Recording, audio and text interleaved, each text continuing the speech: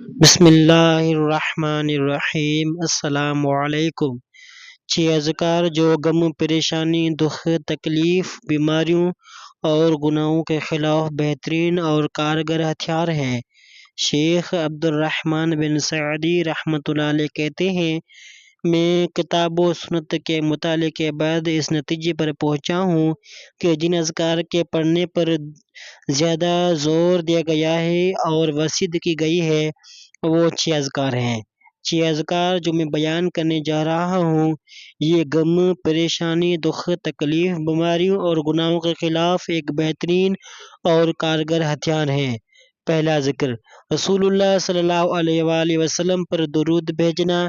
دن میں اس کا زیادہ اہتمام کرتے رہیں حتیٰ کہ دن کے اختتام پر آپ بہت زیادہ درود پڑھنے والے ہوں۔ سنن نسائی کتاب نماز میں بھول جانے کے متعلق اہم مسائل۔ نبی کریم صلی اللہ علیہ وسلم پر سلام پڑھنے کی فضیلت۔ سیدنا ابو طلحہ رضی اللہ تعالیٰ عنہ سے منقول ہے، رسول اللہ صلی اللہ علیہ وسلم ایک دن تشریف لائے جبکہ آپ صلی اللہ علیہ وسلم کے چہرے انور پر سرور جھلک رہا تھا۔ ہم نے کہا، ہم آپ کے چہرے اقدس پر خوشی کے آثار دیکھ رہے ہیں۔ آپ صلی اللہ علیہ وسلم فرمایا، میرے پاس ایک فرشتہ آیا اور اس نے کہا، اے محمد، تحقیق آپ کا رب تعالیٰ فرماتا ہے کہ آپ کو یہ بات پسند نہیں، جو شخص بھی آپ پر درود پڑھے گا میں اس پر 10 دفعہ رحمت کروں گا، اور جو بھی آپ پر سلام کہے گا میں اس پر 10 بار سلام نازل کروں گا۔ دوسرا ذکر، کثرت سے استغفار کرنا۔ اپنے فارغ اوقات میں اللہ کی توفیق سے استغفر اللہ کا ورد کرتے رہیں۔ سیدنا ابو موسیٰ سے مروی ہے، کہتے ہیں رسول اللہ صلی اللہ علیہ وسلم آئے، ہم بیٹھے ہوئے تھے، آپ نے فرمایا، میں نے جب بھی صبح کی اللہ تعالیٰ سے صبح 100 مرتبہ بخشش طلب کی۔ تیسرا ذکر، یا ذوالجلال والاکرام پڑھنا۔ کثرت سے یہ پڑھنا چاہیے۔ یہ ذکر بولی بصری سنت بنتا جا رہا ہے، حالانکہ آپ صلی اللہ علیہ وآلہ وسلم نے اس کی وصیت اور اس کے متعلق نصیحت فرمائی ہے۔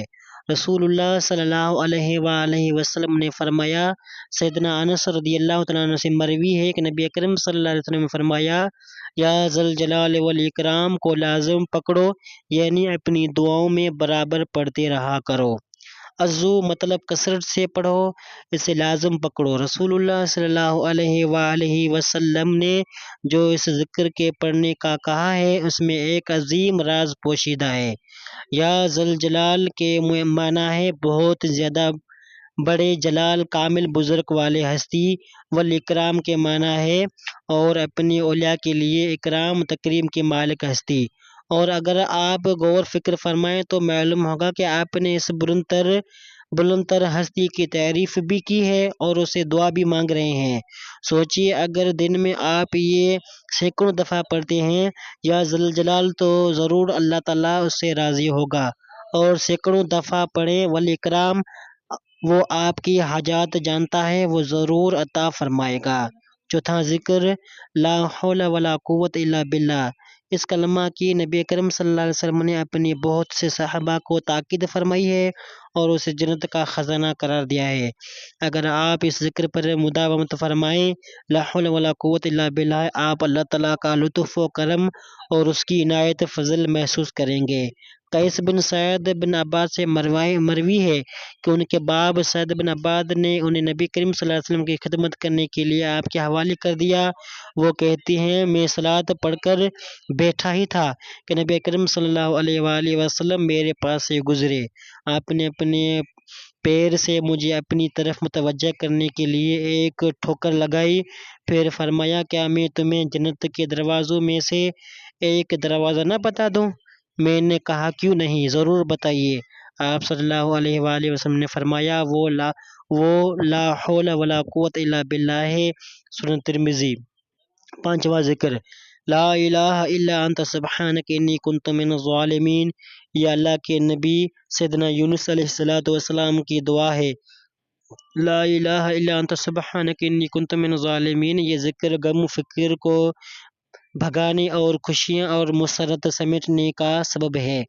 سیدنا سعید کہتے ہیں، رسول اللہ صلی اللہ علیہ وسلم نے فرمایا، ذوالنون یونس علیہ السلام کی دعا جو انہوں نے مچھلی کے پیٹ میں رہنے کے دوران پڑھی تھی وہ یہ تھی لا الہ الا انت سبحانک انی کنت من الظالمین، کیونکہ یہ ایسی دعا ہے کہ جب بھی کوئی مسلمان شخص اسے پڑھ کر دعا کرے گا تو اللہ تعالیٰ اس کی دعا قبول فرمائے گا۔ سنن ترمذی۔ چھٹا ذکر سبحان اللہ الحمد للہ لا الہ الا اللہ اللہ اکبر۔ سنن ابن ماجہ۔ اللہ تبارک و تعالیٰ کی تسبیحات پڑھنے کا ثواب۔ حکم حضرت نعمان بن بشیر رضی اللہ تعالیٰ عنہ سے روایت ہے، رسول اللہ صلی اللہ علیہ وآلہ وسلم نے فرمایا، تم لوگ اللہ کی عظمت کا جو ذکر کرتے ہو، یعنی تسبیح، سبحان اللہ، تحلیل، لا الہ الا اللہ اور تحمید الحمدللہ کے الفاظ کہتے ہو، وہ عرش کے ارد گرد چکر لگاتے ہیں۔ ان کی ایسی بنبناہٹ ہوتی ہے جیسے شہد کی مکھیوں کی بنبناہٹ۔ وہ اپنے کہنے والے کا اللہ کے دربار میں ذکر کرتے ہیں، کیا تم نہیں چاہتے کہ اللہ کے دربار میں تمہارا ذکر ہوتا رہے؟ ان اذکار سے سبق، فائدہ اور ثمرات سمیٹنے کے لیے انہیں تدبر، تکرار، کثرت اور عاجزی کے ساتھ پڑھیے۔ جس قدر اللہ کا ذکر کریں گے اسی حساب سے اللہ تعالیٰ کی محبت کا حصول ممکن ہوگا۔ جس قدر دعا میں عاجزی اور انکساری ہوگی اس لحاظ سے وہ اللہ تعالیٰ کے ہاں قبولیت کا درجہ پائے گی۔ اور کثرت سے دعا اور معوذات اور اذکار کا ورد شیاطین کو بھگانے اور جسم سے حسد کے زہر کو ختم کرنے کے لیے نہایت ضروری ہے۔ جزاک اللہ